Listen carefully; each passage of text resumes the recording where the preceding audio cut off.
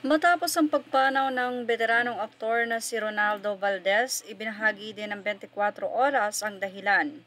Ngayon ay iniimbestigahan pa ng mga pulis pero natagpuan ang isang baril sa nasabing pong kwarto ni si Ronaldo Valdez habang ito ay nakaupo. Ayon sa update, ito ay may tama ng bala sa kanyang kanang sentido. You're now watching Showbiz Now, your daily showbiz update. Inalala nga ni Catherine Bernardo ang kanyang lolo sir sa kanyang Instagram. Wala mang pahayag ng kalungkutan, pagdadalamhati at heartbreak sa pagpanaw ng kanyang lolo sir, pero makikita sa Instagram post nitong si Catherine Bernardo na ilang post nga ito, 24 oras ang nakalilipas, na ibinahagi niya ang lahat ng bonding moment at masasaya na araw na kasama niya si lolo sir.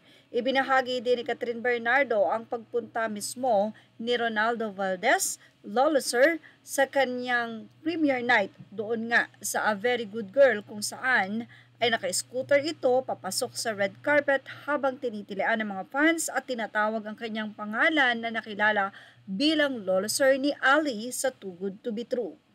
Doon ay nagkausap pa ang dalawa habang nasa labas itong si Catherine Bernardo ng kotse at nasa loob na ng kotse si Ronaldo at sinabi niyang very proud siya dito sa kanyang apo-apuhan at mahal niya ito. Ipinangako naman ni Catherine na matapos ang lahat-lahat ng kanyang kabisihan ay magkakaroon sila ng dinner. Kung natuloy nga ang dinner ay mukhang natuloy naman dahil ibinahagi din ni Catherine doon na magkasama sila ni Ronaldo Valdez. Hindi nga natin alam o matatawaran ang kalungkutan na nararamdaman ng pamilya ni Sir Ronaldo Valdez katulad ng kanyang mga anak, pero siguradong katumbas din noon ang nararamdaman ngayon ni Catherine Bernardo sapagkat nitong mga nagdaang araw nakita pa natin kung paano suportahan at magmensahe pa mga comment ni Sir Ronaldo Valdez kay Catherine Bernardo matapos ang hiwalayan nito sa boyfriend na si Daniel. Kaya naman maraming netizen talaga ang nalulungkot at nanghihinayang dahil may project pa nga sana na gagawin ng dalawa dahil napakalakas ng chemistry nila bilang maglolo or father and daughter ang kanila magiging project. So, marami po talaga ang nalulungkot.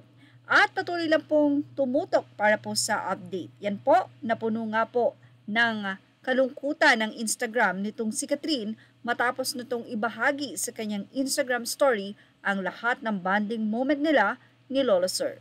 Thank you for watching. Images are all credit to the rightful owners.